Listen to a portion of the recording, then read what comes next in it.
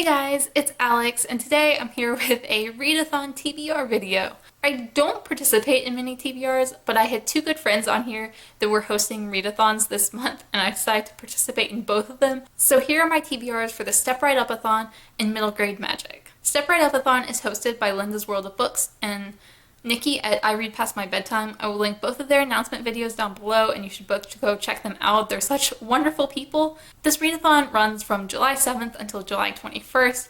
I'm only going to quickly go over my personal challenges for this. I've done all the different prompts within the challenges to choose my book, but if you're interested in participating, definitely go look at the full list of challenges. I just didn't want to make this an incredibly long video. My first challenge is to read a book written more than 5 years ago, and I'm going to be reading Dubliners by Joyce. I've already started this.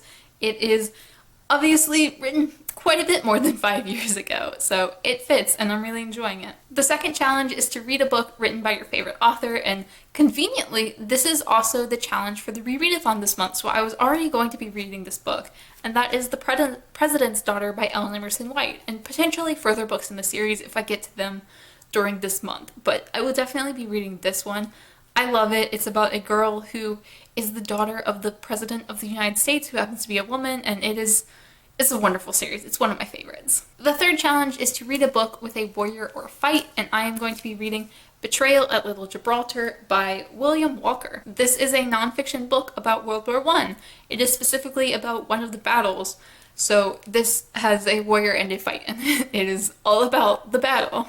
The fourth challenge is to read a book with a bite, and I chose Squire by Tamora.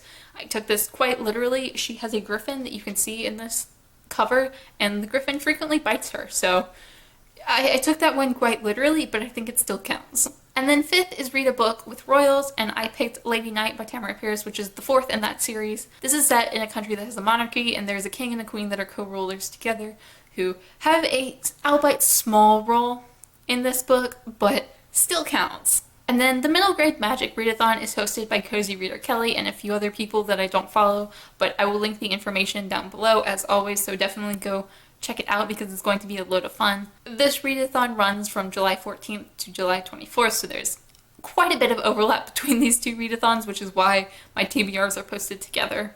Once again, I'm only going to very vaguely go over the prompts that I'm using, so if you want the full picture, definitely go check out this readathon if you love middle grade, because this readathon is like a love letter to middle grade almost, and I adore it. The first prompt is to read a book from your favorite genre that is a middle grade book, and I kind of determined that my favorite genre is issue-driven contemporary, so I decided to read Ribbons by Laurence Yep, which I don't have, so I will insert a picture. It's a book about a young girl who loves dancing. She is a ballerina, she takes ballet lessons, but her parents are bringing her grandmother over from China, and that costs a lot of money, so they can no longer afford her ballet lessons, and she has to quit.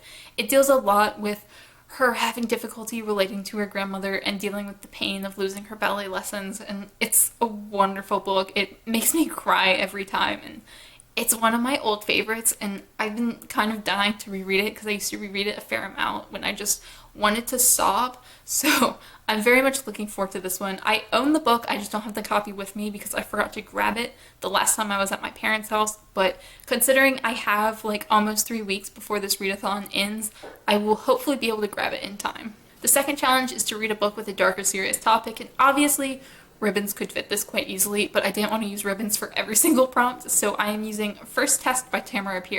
This is the first in the Protector of the Small series, the last two books you saw earlier. This is about a girl who wants to become a knight, and while girls are allowed to become knights, whereas boys can just sign up and become immediately pages, girls have to go through a probationary year, which is very unfair. There's a lot of sexism in this book, which is why it counts as a serious topic for me. And I've read this before, all of these are rereads, which is kind of a little unfair, but that's all the middle grade I really wanted to read right now, and I adore the series so much. The third challenge is to read an Own Voices middle grade book, and Ribbons is going to count for this as well. The main character is a Chinese American, and Laurence Yep is the Chinese American. The main character is biracial. I don't know if Laurence Yep is, but for the Chinese American part, this book counts. The fourth challenge is to pick a book that bends the rules of middle grade, and I didn't really have one for this. I figured I could probably like force one of the books I have to fit into that in some way, but I kind of really didn't feel like it.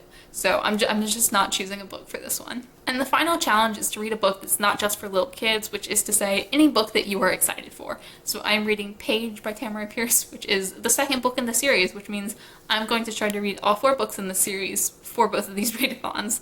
I love this series. I love this book. This book is so good. Like, Kel spends a lot of time standing up to bullies. It's called Protector of the Small, and it's wonderful. I haven't read this book in a while, so I don't really remember it very well. I mostly read the second 2 books a lot, but I adored these.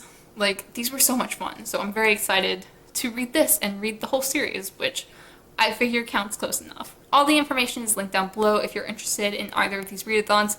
I highly recommend checking them out or checking out the people who are involved because they're all so lovely and these readathons are going to be so much fun. As always, thank you guys so much for watching and I will see y'all again soon.